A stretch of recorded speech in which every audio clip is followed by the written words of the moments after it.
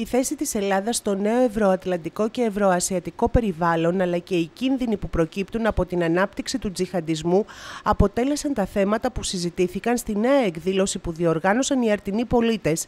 Η Ελλάδα έχει αδικηθεί μέσα στην Ευρωατλαντική Συμμαχία, τονίζει ο κ. Δρούγος, και προσθέτει ότι το ΝΑΤΟ πολλά θέματα δεν τα διαχειρίστηκε όπως θα έπρεπε. Η Ελλάδα αυτή τη στιγμή έχει περιορισμένη παρουσία εξαιτίας της οικονομικής κρίσης που βιώνει και δεν έχει δώσει και την πρέπουσα βαρύτητα σε όσα διαδραματίζονται στη Μέση Ανατολή και στους γεωχώρους του πρώην Σοβιετικού μπλοκ. Η εκτίμησή μου είναι αυτή ότι δεν μπορούμε να κάνουμε πολλά πράγματα επί του παρόντος εξαιτίας του γεγονότος ότι δεν μπορεί η Ελλάδα αυτή τη στιγμή να συνεισφέρει σε πολλά πράγματα, αν και πληρώνει ακόμα πάνω από το 2% του ακαθαρίστου εθνικού προϊόντος μια χώρα σε σοβαρά προβλήματα για την εθνική της άμυνα λόγω του τουρκικού κινδύνου και της τουρκικής επεκτατικής πολιτικής. Η εκτίμησή μου είναι ότι και εν ώψη και της επισκέψης του κ. Τσίπρα στην Μόσχα, μέσα στη Μεγάλη Εβδομάδα, τη Μεγάλη Τετάρτη, να δούμε πώς θα εξελιχθούν και οι σχέσεις με την Ρωσία. Αλλά από εκεί και πέρα είμαι από αυτούς που πιστεύουν ακράδαντα ότι η χώρα, έστω και με αυτή τη δύσκολη κατάσταση που αντιμετωπίζει, πρέπει να παραμείνει στη Δύση και όχι να κάνει μετατοπίσεις αξώνα, γιατί κάποιες τέτοιες μετατοπίσεις μπορεί να φέρουν σοβαρά προβλήματα στην ασφάλεια και στην οικονομία και γενικώς σε θέματα ενεργειακά και άλλα εδώ στην Ανατολική Μεσόγειο.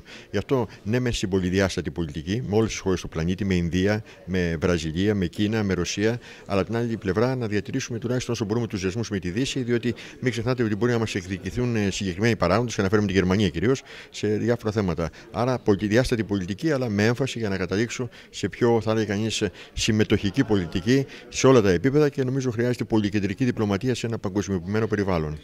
Σε ερώτησή μας σχετικά με το σύνθημα που έχει υιοθετηθεί τα τελευταία χρόνια κατά του ΝΑΤΟ, ο κύριος Δρούγας σημειώνει ότι η συμμαχία δεν πρόσεξε την Ελλάδα όσο θα έπρεπε, απέναντι κυρίως στις ελληνοτουρκικές σχέσεις και τις ασκήσεις στο Αιγαίο, αλλά και απέναντι στην Κύπρο. Η Ελλάδα, ωστόσο, καλείται εν μέσω σοβαρών εξελίξεων που λαμβάνουν χώρα σε ένα τόξο από τη Βαλτική μέχρι το Ιράκ, τη Συρία και την Άπο Ανατολή, να συμμετέχει σε δύσκολα παιχνίδια. Η χαλαρή διπλωματία και η έλλειψη πολιτικών με όραμα στην Ελλάδα της έχει στοιχήσει τη δύναμη που θα μπορούσε να κατέχει λόγω της γεωπολιτικής της θέσης. Θα πω το εξής: πρώτα απ' όλα, η διπλωματία μας δεν είναι και πλέον καλύτερη. Έχουμε αυτή σοβαρά προβλήματα. Δεύτερον, δεν έχουμε πολιτικούς οι οποίοι να έχουν την εμβέλεια ενός Ελευθερίου Βενιζέλου ή κάποιον άλλον στο παρελθόν που να μπορούν να δουν την Ελλάδα μακριά, όπως γίνεται ο Ελευθέριος Βενιζέλος. Κάπως την έκανε. Ένα τρίτο σημείο είναι το εξής: ότι η χώρα αυτή τη στιγμή αντιμετωπίζει πέραν των προβλημάτων της καθημερινότητας πολλά άλλα επιμέρους ζητήματα με έναν τρόπο, θα έλεγα κανείς, ερασιτεχνικό. Τα θέματα τα οποία άπτονται, ας πούμε, της Ουκρανίας δεν μπορεί να συζητούνται καλή ώρα στην εκδήλωση των αρτινών πολιτών που έχουμε τη χαρά και τιμή να είμαστε στην πόλη της Άρτας, αλλά θα πρέπει να συζητούνται πάρα πολύ ακόμα και στα κανάλια. Τα κανάλια στην Αθήνα, τα οποία αυτή τη στιγμή βλέπω, ας πούμε, λόγω της πανελλαδικής εμβέλειας το λέω, λόγω αυτή τη στιγμή δεν συζητούνται. Άρα, νομίζω, χαμηλού επίπεδου πολιτική, αδυναμία σοβαρών αναλύσεων, συζητήσεις οι οποίες δεν γίνονται, διπλωμάτες περιορισμένης εμβέλειας και κρίσης. Συν το γεγονός αυτή τη στιγμή ότι υπάρχει η χώρα μας, αντιμετωπίζει όλα αυτά τα προβλήματα, λογικά θα πρέπει να κυριαρχούμε και στα ενεργειακά παιχνίδια στην περιοχή και στα παιχνίδια τα οποία γίνονται σε στρατιωτικό επίπεδο και συγχρόνως, τουλάχιστον, αν όχι σε όλη την Ευρώπη, τουλάχιστον στη Μαύρη Θάλασσα, στα Βαλκάνια, στην Ανατολική Μεσόγειο και μέχρι τη Μέση Ανατολή, θα πρέπει να έχουμε σημαντική παρουσία. Αυτή δυστυχώς δεν την έχουμε και μου δημιουργεί μεγάλες ανησυχίες για το μέλλον, για το πώς θα επιβιώσει ο ελληνισμός σε ένα τόσο δύσκολο γεωγραφικό χώρο. Τέλος, ερώτησή μας για το τι περιμένουμε από τη Ρωσία με αφορμή και την επίσκεψη του Πρωθυπουργού τη Μεγάλη Τετάρτη, ο κύριος Δρούγος εκτιμά ότι ένα θέμα είναι ο ενεργειακός τομέας. Από εκεί και πέρα πρέπει να δούμε ποια Ρωσία θέλουμε. Θα είναι μια Ρωσία την οποία, όπως ήταν η Σοβιετική Ένωση, που ο Γκέρο Καραμαλής την είχε δει με κάποια ανοίγματα και ανήκαμε στη Δύση.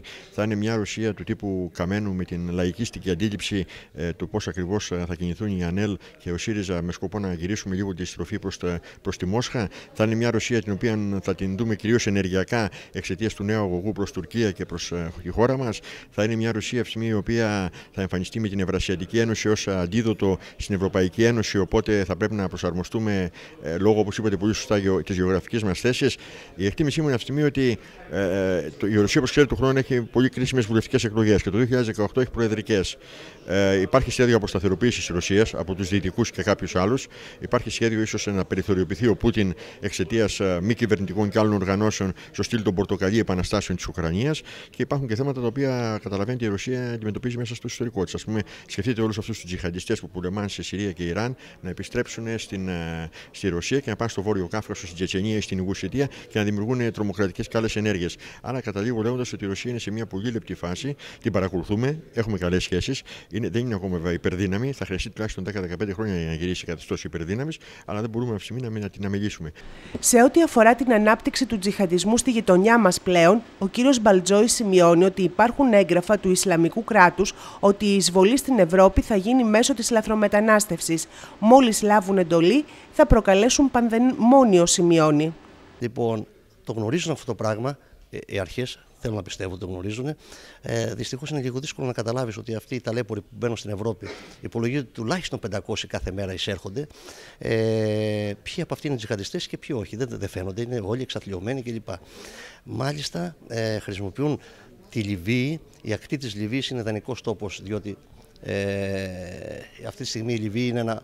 Λέγεται false state, δηλαδή είναι ένα κράτος που δεν υπάρχει σε πραγματικό, δεν υπάρχουν εδώ μέσα, ένα χάος, πραγματικό χάος. Οι διάφορες φιλετικές ομάδες συγκρούνται μεταξύ τους και μπορεί οποιοδήποτε να κάνει οτιδήποτε χωρίς να υπάρχει έλεγχος. Και το κυριότερο, αυτή τη στιγμή η Λιβύη είναι μια τεράστια κρύπτη οπλισμού και πυρομαχικών, όπου εύκολα μπορούν να πάρουν και αυτά τα οποία θέλουν και να τα διοχετεύσουν στην Ευρώπη. Υπάρχει ένας κίνδυνος. Έχουν γνώση οι φύλακες, αυτό είναι το ερώτημα. Ελπίζω ότι σε ένα ποσοστό έχουν. Μπορούν να τα αποτρέψουν. Είναι δύσκολο. Η Ευρώπη μπορεί να το αποτρέψει, η Ευρωπαϊκή Ένωση και η θέση της Ελλάδας. Μιλάμε και για μια θέση της Ελλάδας. Ποια είναι η θέση της Ελλάδας σε μια τόσο εξαιρετικά κρίσιμη στιγμή που περνάει η ίδια?